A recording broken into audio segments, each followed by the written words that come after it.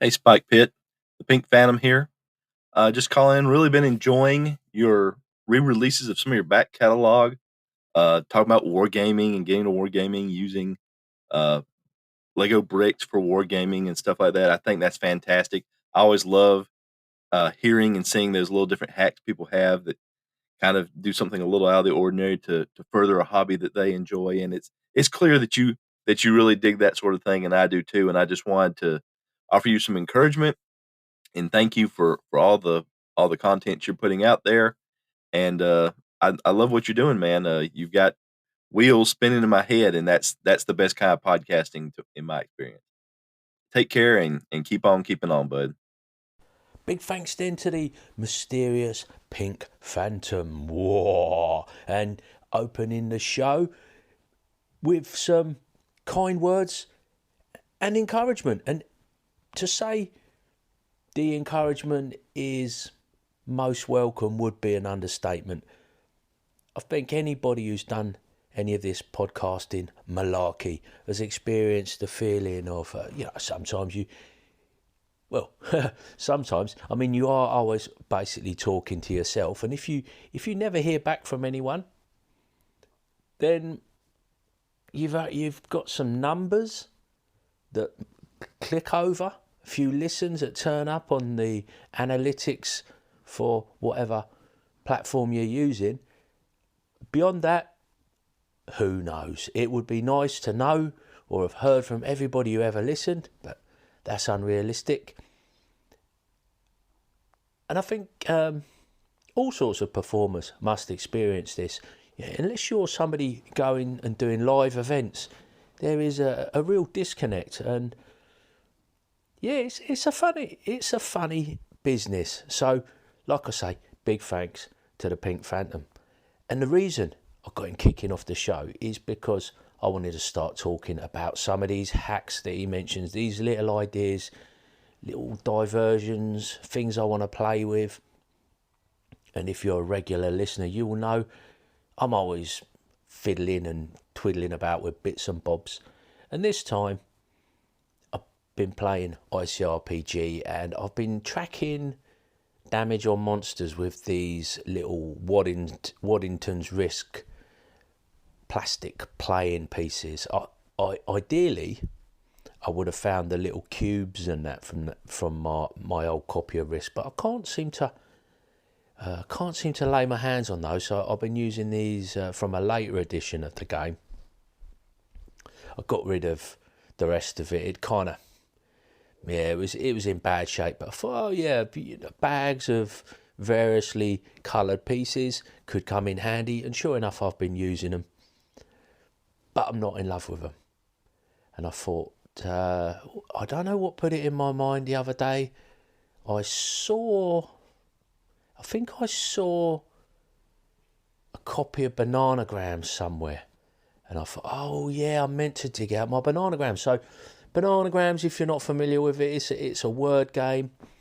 And the case of Bananagrams is basically a cloth bag in the shape of a banana with a zip along the length of it, and it's got these plastic tiles, almost like a Bakelite type of plastic.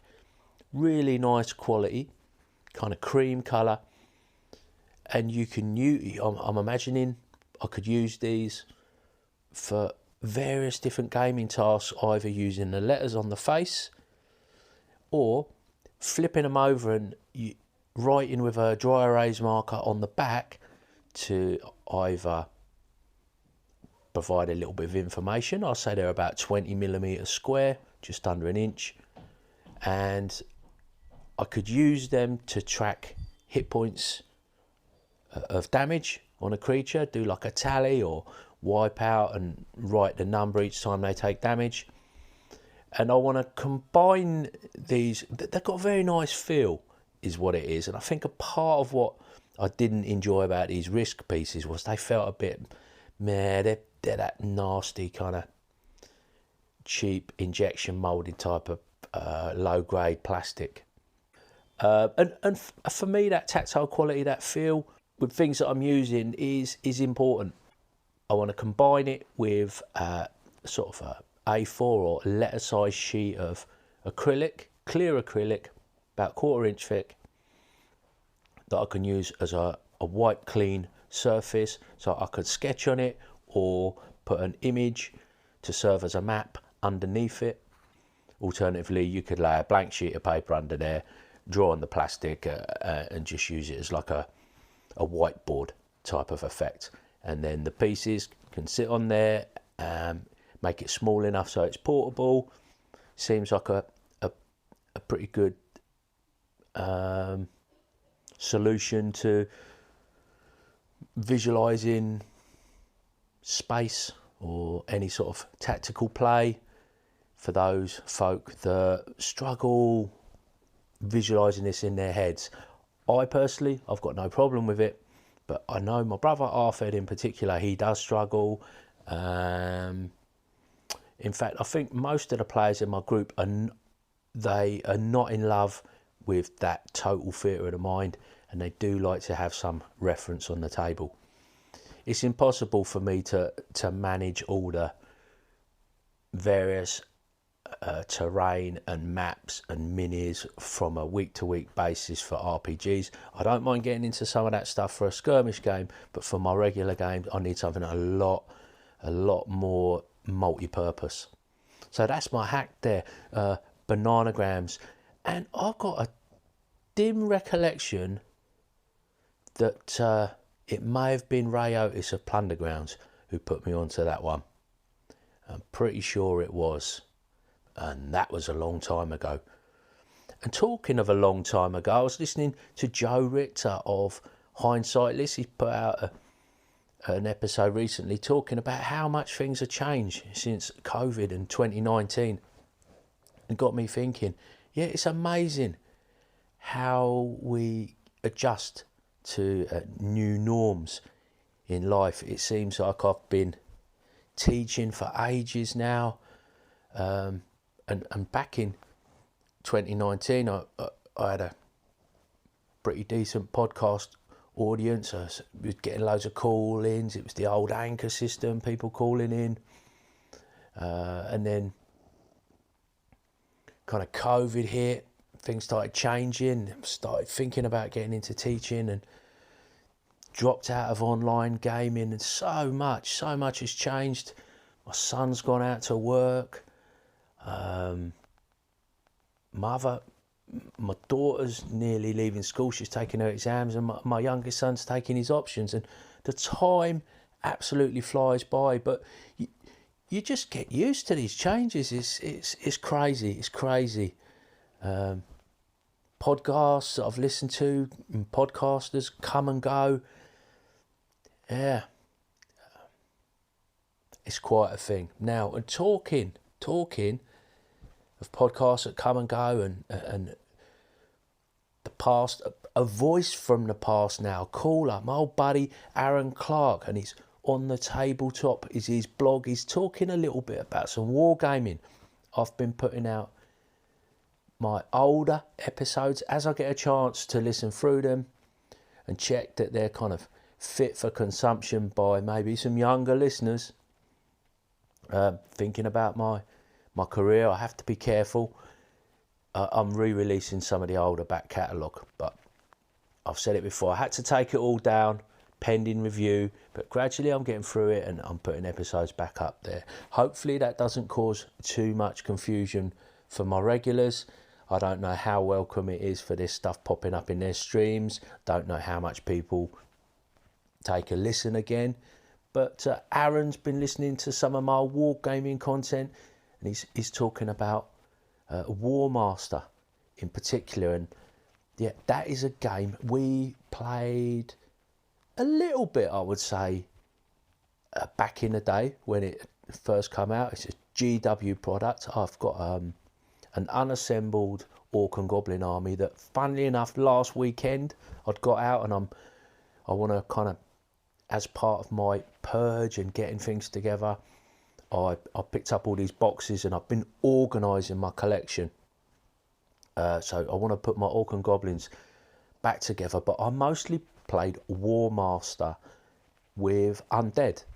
I've got a small undead army. Arthur's got quite a bit more. He's fond of the system, and I think it's one of those that we'll try and get back to the table again soon. But before I say any more about that, let's hear what my buddy Aron has got to say.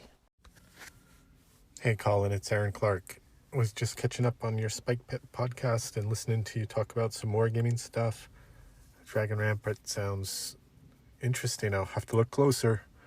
Do a lot of wargaming, and one of the games that I play a bunch of is that War Master. If you check out my blog at onthetabletop.blog, I've got some posts there about War Master and playing on Roll20.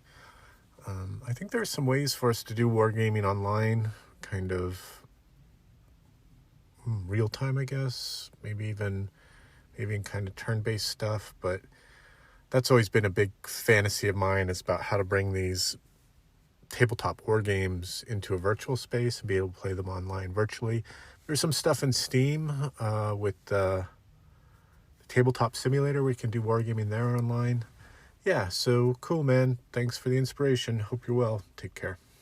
So it's great to hear from Aron, and my progress with regard to storing all my miniatures and sorting them out, like I say, continues. I've got the trays. Really, I probably could have used some more, but I only want to assign a certain amount of space. So I'm gonna need to kind of thin down the collection a little bit. I've got some ideas for that, but I mentioned the War Master, the Orcs and Goblins. Well, I got them, and I also dug out my Epic Armageddon, which is 6mm Warhammer 40k. That was another game I enjoyed. War Master, however, shares more similarities with Dragon Rampant. You have like a leadership score, and I think I'm right in saying you had to make tests to activate units, and when you failed, that leader could take no further part in that turn. And then if you had lesser leaders with smaller command radiuses, they had units that you could fall back on for them to command, something like that. Whereas Epic Armageddon used command points, so you had a budget of points, and it was a little bit more stable in terms of being able to work out what you could do regarding command and control. So they're quite different in that way. 6mm scale for Epic Armageddon and 10mm scale for War Master. Both games that I would have loved to play some more of, and every time we start talking about old games, my brother brings up Man of War. So that's another one. I will let you know how it goes with those, keep you up to date. Hopefully going to be playing Blood Bowl this Tuesday. That's about 4 days away. Picked up the newer set, got it for my son Christmas time, got that for him, and he's painting up his teams. I've got my classic teams that I'll bring out on Tuesday. Arthur's got a load of that stuff as well. We'll give that a go. And school's out for a couple of weeks, so I'm going to be trying to tackle some of those games I talked about on the Shelf of Shame. So there's going to be some more board gaming. Got a sci-fi game from GMT called Talon. Want to get that going. And is it Thunder Road? Thunder Alley, which is like a NASCAR type of racing game. I want to get that. Well, really, I want to get those two to the table. Also, Polis is set in Greek times. A little bit of a heavier game. Probably looking to watch some tutorials of that to familiarise myself with it. Read the rules again. And in the not too distant future, I'd like to play that. My monster project continues. I'm still kind of taking photographs of images, making slides. I continue to use a laptop at the table for DMing. I'm really quite enjoying that. Although I did see that the Wizards had released some kind of promotional material for their new version of D&D Beyond, and it's got all the players sat around this table all playing on their laptops. And I've got to say, I don't know, I just didn't like the look of that. I didn't like the idea of that at all. One thing, DM running with a laptop or a tablet, but all the players sitting around watching a kind of, it really did more or less look like a kind of a team video game with everybody sat at different monitors. That's not really for me. I guess if you was online and you couldn't be together, it would make a lot of sense. But to kind of gather together and then all sit at a computer, I'm not sure. Not sure about that one. It's certainly not for me. But I guess as usual, it's up to everybody to make their own mind up. But I can't help thinking that's going to take a lot of resources and a lot of cost to get something like that up and running. And it's kind of getting a little bit away from tabletop play. Surely, I would think. But oh well, it is what it is. I've waffled on. I'm getting into the areas of contention now, and I don't really want to do that. Last week was Read Some Tolkien Day, so I'm going to close out. I'll leave you with a reading from Farmer Giles of Ham. If you're not into readings, feel free to skip it. You won't hear from me again in this episode beyond that reading, so I'd like to say a big thanks to my patrons over on the Spike Pit Patreon. And last but not least, I'd like to thank you, the listener, for taking a bit of time out of your day to listen to old Spike Pit. Take care, and I'll catch you later. A blunderbuss is a short gun with a large bore firing many balls or slugs and capable of doing execution within a limited range without exact aim. Now superseded in civilised countries by other firearms. However, Farmer Giles's blunderbuss had a wide mouth that opened like a horn, and it did not fire balls or slugs, but anything that he could spare to stuff in. And it did not do execution because he seldom loaded it and never let it off.